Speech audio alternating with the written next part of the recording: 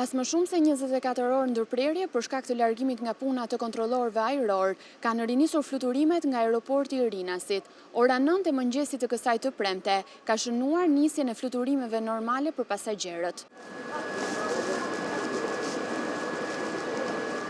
Situata u zhbllokua pasi në Shqipëri mbërritën në rrugë toksore disa kontrollorë turq dhe grek. Ata morën në dorë kullën e kontrollit në Rinas duke drejtuar ulje dhe ngritjet e avioneve në rastet esenciale.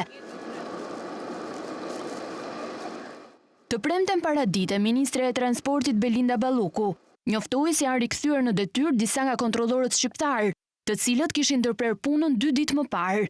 Sipas Ballukut, Alp Kontroll është kthyer në normalitet të plot. Kontrollorët e kthyer në përgjigje të apelit ton janë në krye të detyrës, drejtësia të zbardh deri në fund ngjarjen e rëndë. Plani i pegmarrjes dështoi, shkroi Balluku në Twitter.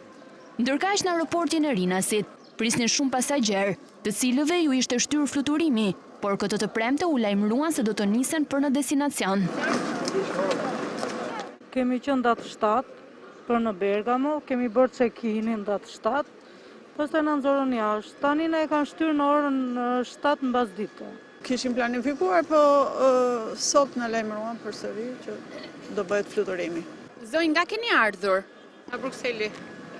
Ju e kishit planifikuar më parë biletën apo? Planifikuar, e kisha prerë para 3-4 ditësh.